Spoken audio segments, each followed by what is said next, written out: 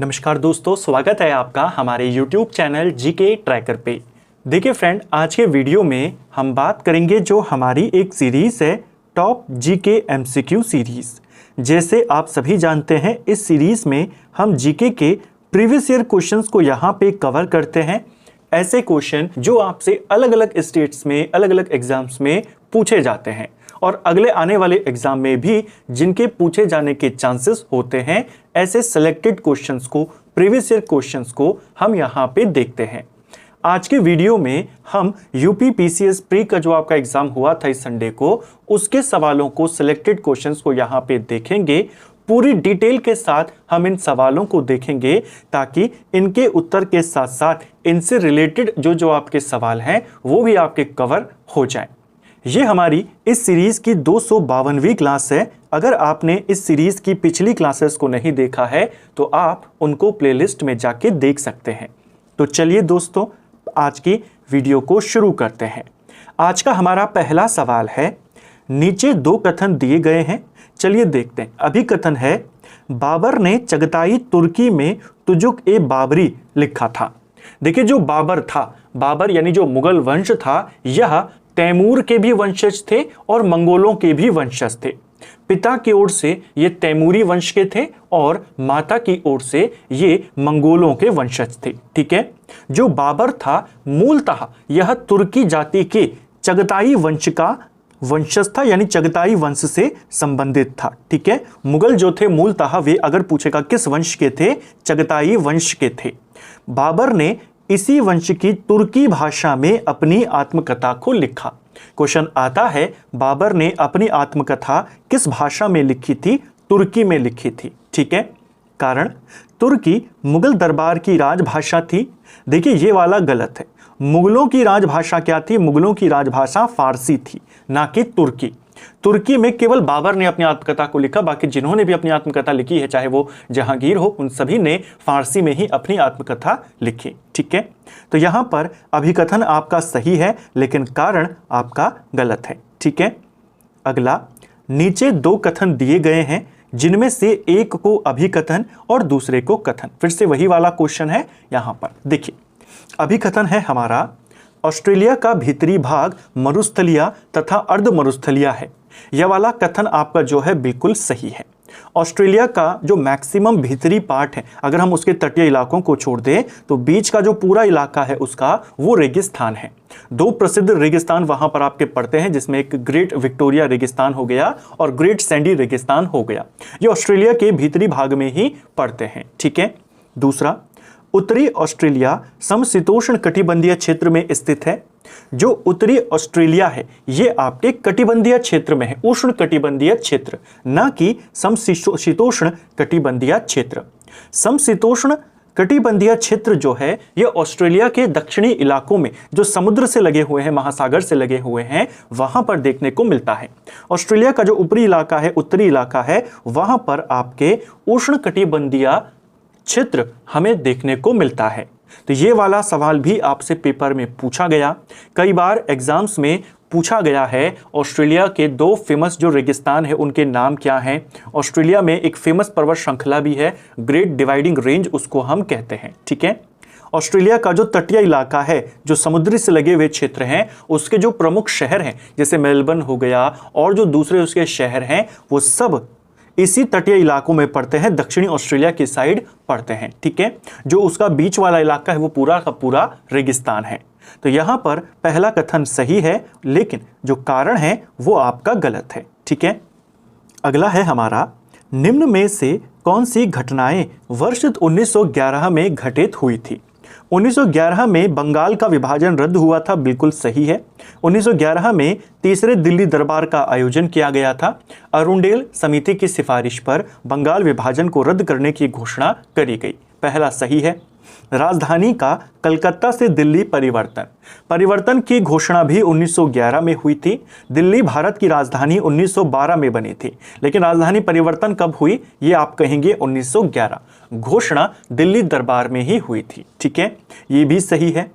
कांग्रेस और मुस्लिम लीग के बीच लखनऊ समझौता ये 1916 में हुआ था, ना कि 1911। तो यहाँ पर पहला और दूसरा ये दो घटनाएं 1911 में हुई, तीसरी घटना 1916 में हुई थी। ठीक है, अगला, निम्नलिखित घटनाओं पर विचार करें और इन्हें सही कालक्रम अनुसार क्रम में व्यवस्थित करें। चलिए देखते हैं। पूना समझौता ये कब हुआ था? देखिए, पहले इन चारों घटनाओं को क्रमवार यहाँ पे लगाते हैं क्योंकि चारों घटनाएं एक दूसरे से जुड़ी हुई हैं। देखिए, उस समय चल रहा था सविनय अवज्ञा आंदोलन। सविनय अवज्ञा आंदोलन चल रहा था और उसी के साथ साथ में ब्रिटेन में गोलमेज सम्मेलन भी चल रहे थे। गोलमेज सम्मेलन में कांग्रेस ने भाग नहीं लिया, जो पहला वाला हुआ वो असफल रहा।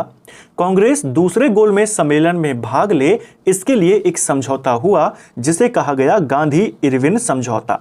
गांधी इरविन समझौता 1931 में होता है। ठीक है, 5 मार्च 1931 को यह समझौता हुआ था। 5 मार्च के बाद सितंबर से दिसंबर के मध्य में दूसरा गोलमेज सम्मेलन होता है और दूसरे गोलमेज सम्मेलन में कांग्रेस भाग लेती है। यानी सबसे पहले गांधी इरविन समझौता यानी 3, इसके बाद दूसरा गोलमेज सम्मेलन हुआ यानी कि 4।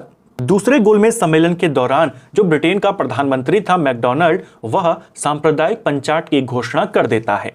इस घटना के बाद महात्मा गांधी पूना में आमरण अनशन पर बैठ जाते हैं। फिर एक समझौता होता है जिसे हम पूना समझौता कहते हैं, महात्मा गांधी और डॉक्टर भीमराव अंबेडकर के बीच में, यानी इसके बाद हो जाएगा 1। इसके बाद अंततः 1934 में सविनय अवज्ञा आंदोलन को समाप्त कर दिया जाता है, यानी कि 2। 3, 4, 1, 2 हमारा सही उत्तर है। देखिए, जब गांधी इरविन समझौता हुआ उसमें अंग्रेजों की मांग ये भी थी कि कांग्रेस सविनय अवज्ञा आंदोलन को खत्म कर दे। कांग्रेस ने आंदोलन को स्थगित कर दिया, दूसरे गोलमेज सम्मेलन में भाग लिया, दूसरा गोलमेज सम्मेलन असफल रहा। गांधी जी ने वापस आकर आंदोलन को दोबारा से शुरू कर दिया। अंततः इसे समाप्त किया गया था 1934 में। ठीक है, तो 3, 4, 1, 2 आपका सही विकल्प है, जो कि ऑप्शन डी में है। अगला, निम्न युग्मों में से कौन सा सही सुमेलित है? एक तरफ प्रमुख कोयला उत्पादक क्षेत्र दिए गए हैं, दूसरी तरफ उनसे जुड़े हुए राज्य। जो मावलोंग कोयला उत्पादक क्षेत्र है, क्या यह अरुणाचल प्रदेश में पड़ता है? देखिए, इसे मावलोंग भी कहते हैं, मावलोंग शॉन के नाम से भी इसे जाना जाता है। एक प्रमुख कोयला क्षेत्र है, ये आपके अरुणाचल में नहीं पड़ता, ये आपके मेघालय में पड़ता है। तो पहला वाला आपका गलत है। जो रानीगंज है, ये भी भारत में सबसे इंपॉर्टेंट कोयला क्षेत्रों में इसे माना जाता है, ये पड़ता है पश्चिम बंगाल में, दूसरा वाला सही है। रामगढ़ ये भी कोयला क्षेत्र है, कोयला उत्पादन के लिए काफ़ी ज़्यादा प्रसिद्ध है, ये झारखंड में पड़ता है, ये भी सही है। और उड़ीसा का तालेचर, कई बार सवाल आया है उड़ीसा का तालेचर किस खनिज के लिए फेमस है? कोयला के लिए फेमस है, ये भी सही है। तो पहला छोड़कर बाकी सारे आपके सही हैं, यानी 2, 3, 4 ऑप्शन बी सही उत्तर होगा। जब हमने इंडियन ज्योग्राफी में भारत के प्रमुख खनिजों की बात करी थी, उसमें कोयला के बारे में भी देखा था कि कोयला भारत के किन इलाकों में मुख्य रूप से पाया जाता है। ठीक है, उड़ीसा का जो तालेचर है वो फेमस है। इसके अलावा बंगाल का जो रानीगंज है देश का सबसे इंपॉर्टेंट और सबसे बड़ा कोयला उत्पादन क्षेत्र है। कोयले के उत्पादन में पहले नंबर पे छत्तीसगढ़ है और भंडारण में पहले नंबर पे झारखंड है। ठीक है, कोयला उत्पादन में भारत पूरी दुनिया में तीसरे नंबर पे आता है। कोयले को उद्योग की रोटी भी कहते हैं, कोयले को काला सोना भी कहा जाता है। ठीक है, अगला, नई अखिल भारतीय सेवा बनाने के संदर्भ में निम्न में से कौन सा कथन सही है? देखिए, नई अखिल भारतीय सेवाएं सृजित करने का जो अधिकार है संविधान में, वो अधिकार आर्टिकल 312 के तहत किसे है? राज्यसभा को प्राप्त है। आर्टिकल 312 के तहत नई अखिल भारतीय सेवाएं को सृजित किया जा सकता है अगर राज्यसभा इसके लिए एक प्रस्ताव पारित कर दे। चलिए अब कथनों को देखते हैं। राष्ट्रहित में राज्यसभा नई अखिल भारतीय सेवा बनाने का प्रस्ताव पारित कर सकती है, तो बिल्कुल कर सकती है। आर्टिकल 312 इसी से संबंधित है। ठीक है, यह नई अखिल भारतीय सेवाएं सृजित करने का जो अधिकार है केवल राज्यसभा को प्राप्त है, लोकसभा को नहीं। ठीक है, दूसरा, नई अखिल भारतीय सेवा बनाने का प्रस्ताव राज्यसभा में कुल सदस्य संख्या के 2/3 बहुमत से पारित होना आवश्यक है। क्या यह सही है? देखिए, 2/3 बहुमत तो जरूरी है, लेकिन ध्यान रखना, ऐसे ही एग्जामिनर आपको कंफ्यूज करने का या आपसे गलती करवाने का प्रयास करता है। यहां पर दिया है कुल सदस्य संख्या का 2/3। ये वाली बात आपकी गलत है। उपस्थित और मत देने वाले सदस्यों का 2/3 होना चाहिए, ना कि कुल सदस्यों का। इन दोनों में अंतर क्या है? मान लीजिए कुल सदस्यों का 2/3 अगर चाहिए तो 245 कुल सदस्य हैं राज्यसभा के। अब इसका 2/3 आपको चाहिए। 245 का 2/3 लगभग आपको 164 वोट चाहिए, लेकिन सभी के सभी उपस्थित तो होंगे नहीं। मान लीजिए उपस्थित कितने हैं? 200, तो 200 में से 164 आपको लाने होंगे, यानी कुल सदस्यों का 164 यानी 2/3। जबकि संविधान में क्या लिखा गया है कि अखिल भारतीय सेवा बनाने के लिए उपस्थित एवं मतदान देने वाले 2/3 सदस्यों का बहुमत। मान लीजिए सदन में 150 ही सदस्य मौजूद हैं राज्यसभा में, तो 150 का 2/3 आपको लाना होगा, यानी 100 सदस्यों का समर्थन मिल गया, आप बना सकते हैं। तो ये एक बहुत ही छोटा सा पॉइंट था, लेकिन इसको लेकर के भी एग्जामिनर ने सवाल बनाया। तो सेकंड वाला कथन आपका गलत है, पहला वाला बिल्कुल सही है। ठीक है, ऑप्शन डी सही आंसर होगा। सूची 1 को सूची 2 से सुमेलित करना है। एक तरफ प्रसिद्ध जो शिष्य रहे हैं उनके नाम है, दूसरी तरफ उनके गुरुओं के नाम है। देखिए, जो कबीरदास थे ये किसके शिष्य रहे? कबीरदास के जो गुरु थे उनका नाम था स्वामी रामानंद, यानी पहले का हो जाएगा 2। अमीर खुसरो निजामुद्दीन औलिया के शिष्य थे, यानी कि 3। सूरदास जो थे ये वल्लभाचार्य के शिष्य थे, यानी कि 4। और मर्दाना ये गुरु नानक देव जी के शिष्य थे, यानी कि 1। 2, 3, 4, 1 आपका सही विकल्प यहां पे होगा। ऑप्शन सी सही उत्तर यहां पे। अगला, नीचे 2 कथन यहां पे दिए गए हैं। पहला, मानव पूंजी में निवेश से भविष्य में लाभ मिलता है। अगर हम मानव पूंजी में निवेश करते हैं, क्या उससे भविष्य में लाभ मिलता है? लोगों को स्किल सिखाने में, लोगों को शिक्षा देने में या उनकी हेल्थ में अगर हम कुछ निवेश करते हैं जिससे उनकी प्रोडक्टिविटी बढ़ सके, तो इससे हमें ही लाभ होता है। ठीक है, तो अगर हम मानव पूंजी में निवेश करते हैं, यानी अगर हम किसी व्यक्ति में निवेश करते हैं जिससे उसकी स्किल और अच्छी हो जाए, जिससे वो और अच्छा काम करने लगे, जिससे हमें उससे और अच्छे रिजल्ट मिल सके, तो उससे हमें ही ज्यादा लाभ होता है। जैसे अगर कोई देश है वो मानव पूंजी में ज्यादा निवेश करे, यानी अपने लोगों को ज्यादा और कैपेबल वो बनाता है, ज़्यादा और शिक्षा अच्छी देता है, ज़्यादा अच्छा टेक्निकल नॉलेज वो देता है, तो उसी देश को लाभ होगा। ठीक है, क्योंकि उसके देश की जो मैन पावर है वो और ज़्यादा एजुकेटेड होगी और ज़्यादा टेक्निकल होगी। ठीक है, तो ये बिल्कुल सही है। शिक्षा और स्वास्थ्य लोगों को अधिक उत्पादक बनाते हैं, क्या ये सही है? देखिए, शिक्षा और जो स्वास्थ्य होते हैं, शिक्षा व्यक्ति को और ज़्यादा स्किल देती है और ज़्यादा उसको नॉलेज देती है। स्वास्थ्य उनको और ज़्यादा काम करने की, उनकी जो शारीरिक और मानसिक क्षमता है उसको बढ़ाती है। तो इन दोनों वजहों से व्यक्ति की उत्पादकता बढ़ जाती है। ठीक है, ये दोनों के दोनों भी क्या है, किस में आते हैं? मानव पूंजी के ही हिस्सा है। अब आपने बस इतना देखना है कि इस कथन की व्याख्या क्या ये करता है। कथन में कहता है कि निवेश करने पर लाभ मिलता है। ठीक है, दूसरा जो कारण है कथन के साथ, कारण हमें यह बता रहा है कि लाभ कैसे मिलता है। लाभ हमें मिलता है कि अगर हम शिक्षा और स्वास्थ्य पर लोगों को और अच्छी सुविधाएं देते हैं तो वो हमारे लिए और ज़्यादा प्रोडक्टिव हो जाएंगे, यानी लोग और ज़्यादा उत्पादक बनते हैं। तो लाभ मिलता है ये कह रहा है। दूसरा बता रहा है लाभ कैसे मिलता है, किन चीज़ों से मिलता है। तो ये कथन और कारण दोनों सही है, व्याख्या भी यहाँ पर बिल्कुल सही है। ठीक है, निम्न में से कौन सा खाद्य सुरक्षा का आयाम नहीं है?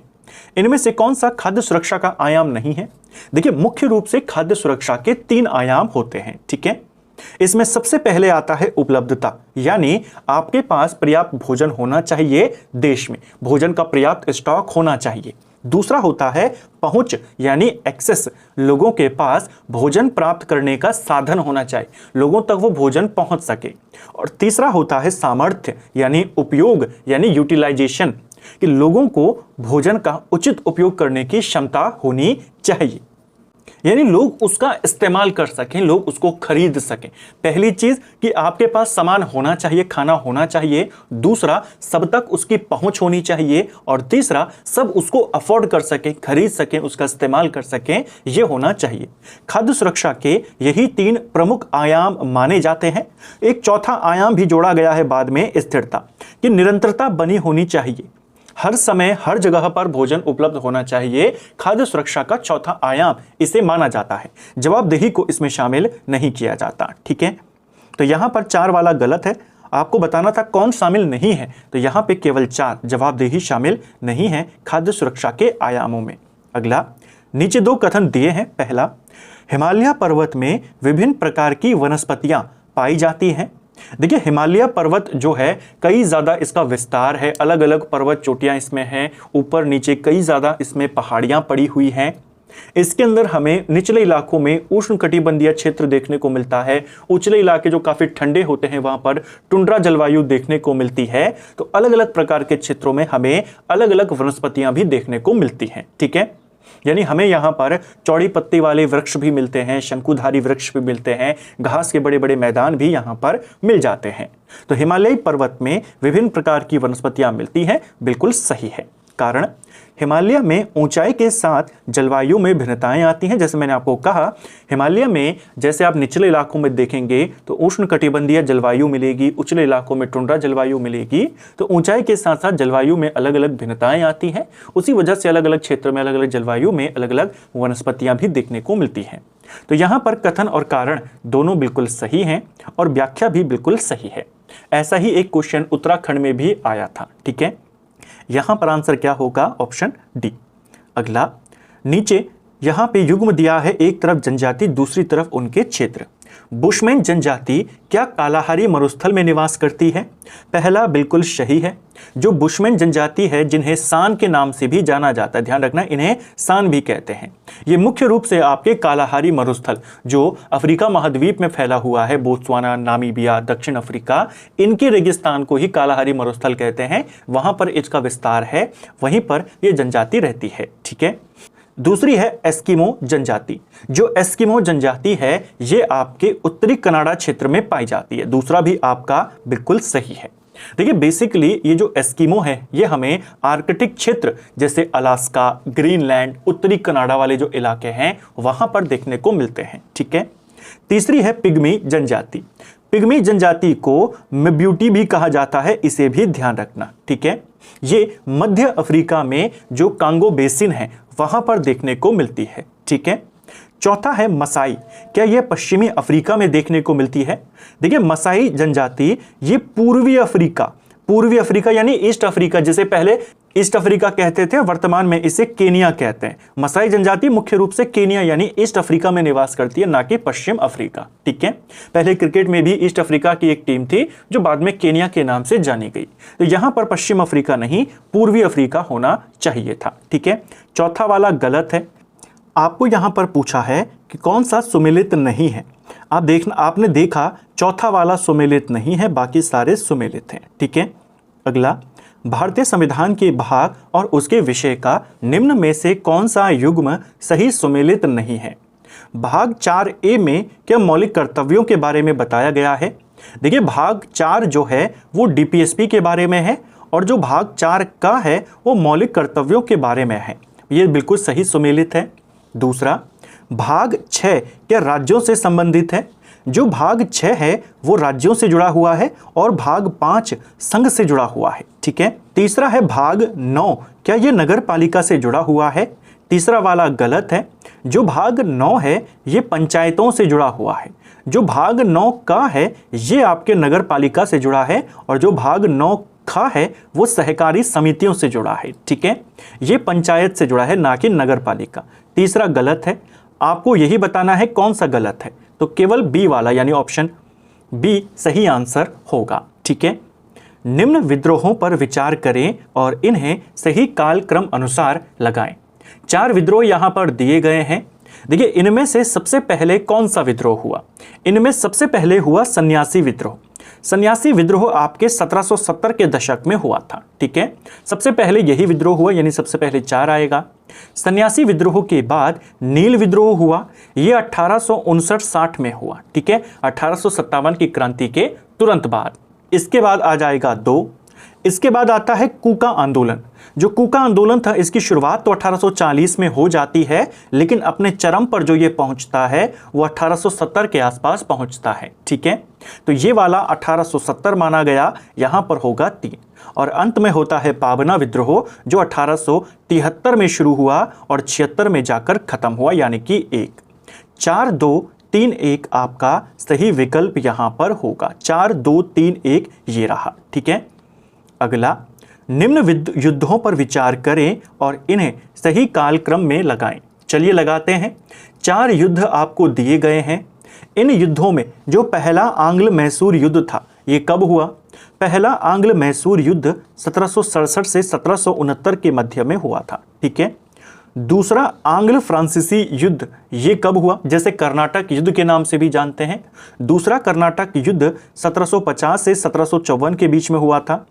पहला आंग्ल सिख युद्ध ये कब हुआ? ये आपके 1845 से 1846 के बीच में हुआ।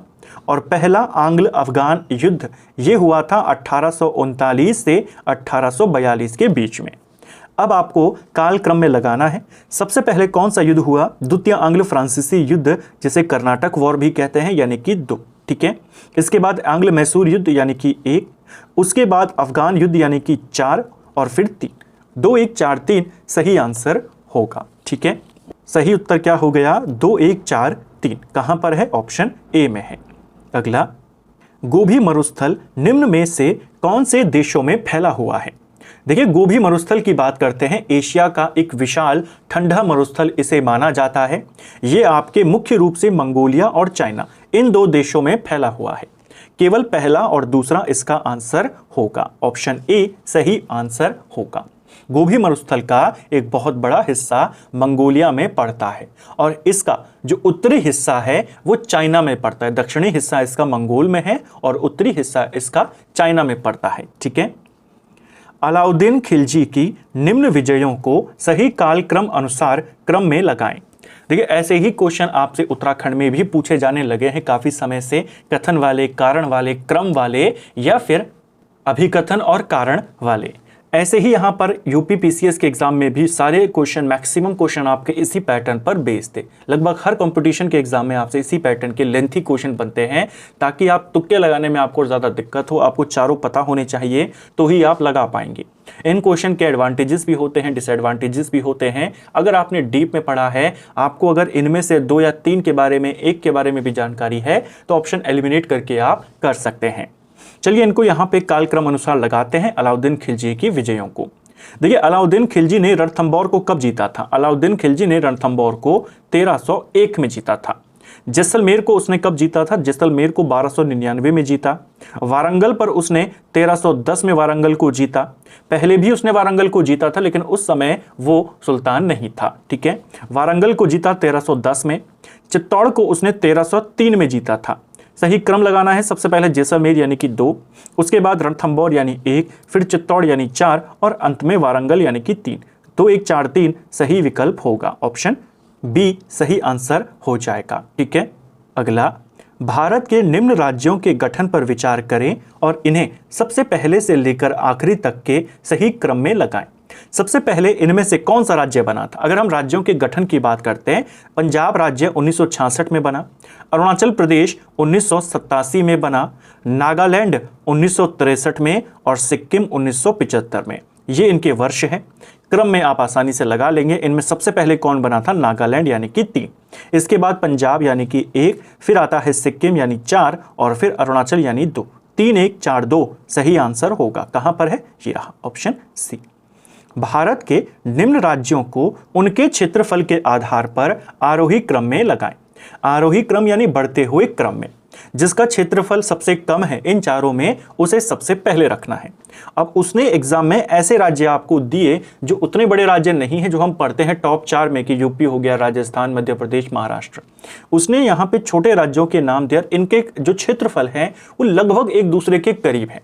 जैसे अगर हम हरियाणा की बात करते हैं, हरियाणा का जो पूरा इलाका है लगभग ये 44,000 वर्ग किलोमीटर में है। हिमाचल प्रदेश की बात करें 55,000 वर्ग किलोमीटर है। पंजाब का इलाका 50,000 वर्ग किलोमीटर में है और उत्तराखंड लगभग 53,000 वर्ग किलोमीटर में। तो आपको यहाँ पे पता होने चाहिए कि कौन सा राज्य किससे बड़ा है। यहाँ पे सही क्रम देखें तो जिसका सबसे कम है उसे सबसे पहले रखना है। इनमें सबसे छोटा है हरियाणा यानी कि 1 आएगा। हरियाणा के बाद पंजाब आता है यानी कि 3 आएगा। पंजाब के बाद उत्तराखंड का इलाका है यानी कि 4 आ जाएगा और फिर 2। 1-3-4-2 हमारा सही आंसर होगा। 1-3-4-2 कहां पर है? ऑप्शन डी में सही विकल्प आपको दिया गया है। ठीक है, अगला, सूची को सूची 2 से सुमेलित करना है। एक तरफ राज्य, दूसरी तरफ उनकी सर्वोच्च चोटी। तमिलनाडु की सर्वोच्च चोटी का नाम क्या है? तमिलनाडु की जो सर्वोच्च चोटी है उसे डोडा बेटा कहते हैं। ठीक है, नीलगिरी पहाड़ी की सबसे ऊंची चोटी है डोडा बेटा, तमिलनाडु की भी सबसे ऊंची है। राजस्थान में कौन सी पर्वत श्रृंखला है? अरावली। और अरावली पर्वत श्रृंखला की सबसे ऊंची चोटी कौन सी है? अरावली की सबसे ऊंची चोटी गुरु शिखर है। ठीक है, पहले का 2 है, दूसरे का यहां पर 3 है। नागालैंड की सर्वोच्च चोटी है सारामती, यहां पर हो जाएगा 4। ठीक है, नागा पहाड़ियों में यह पड़ती है। और फिर है मध्य प्रदेश, मध्य प्रदेश में सतपुड़ा पर्वत श्रृंखला है जिसका सर्वोच्च शिखर धूपगढ़ी है, यानी कि 1 2 3 4 1 हमारा सही आंसर होगा जो ऑप्शन डी में है, 2 3 4 1। अगला, फिर से सूची यहां पर मिलान करनी है। एक तरफ भारत के गवर्नर जनरल वाइसरॉय के नाम है, दूसरी तरफ उन्होंने जो जो इंपॉर्टेंट काम किए या उनके काल में जो इंपॉर्टेंट घटनाएं घटी उनको आपने बताना है। डलहौजी का काल में इनमें से कौन सी घटना घटी? डलहौजी के काल में आया था विभगत का सिद्धांत, डॉक्ट्रिन ऑफ लैप्स। ठीक है, पहले का हो जाएगा 4। कर्जन के काल में क्या हुआ था? कर्जन के काल में बंगाल का विभाजन हुआ था, दूसरे का हो जाएगा 3। विलियम बेंटिक के काल में सती प्रथा का निषेध हुआ था, यानी कि 2। और कॉर्नवालिस के काल में स्थायी बंदोबस्त आया था, यानी कि 1। तो सही आंसर क्या होगा? 4 3 2 1 आपका सही विकल्प यहां पर होगा। 4 3 2 1 ऑप्शन डी में है, इसको भी ध्यान रखेंगे। तो फ्रेंड्स, ये था हमारा आज का वीडियो जिसमें हमने जीके के 20 प्रीवियस ईयर क्वेश्चंस को यहाँ पर देखा। पूरी डिटेल के साथ, कॉन्सेप्ट के साथ इन सवालों को समझने का यहाँ पे प्रयास किया जिससे आपके सभी क्वेश्चन यहीं पर क्लियर हो जाएं। यूपी पीसीएस के ये सारे सवाल थे। अभी हमने पेपर के कुछ ही सवालों को कवर किया है। पेपर के जो दूसरे सवाल हैं उन्हें आने वाली क्लासेस में कवर करेंगे। और ऐसे ही इस सीरीज़ में जो आपके प्रीवियस ईयर के क्वेश्चंस होते हैं, एनसीईआरटी के क्वेश्चंस होते हैं, आपको ऐसे ही देखने को मिलेंगे। उम्मीद करता हूं आपको आज का वीडियो पसंद आया होगा। अगर आपको ये वीडियो पसंद आई है तो वीडियो को लाइक करें, चैनल पर नए हैं चैनल को सब्सक्राइब करें, अपने दोस्तों के साथ शेयर करें। वीडियो आपको कैसा लगा कमेंट बॉक्स में हमें ज़रूर बताएं। Thank you friends.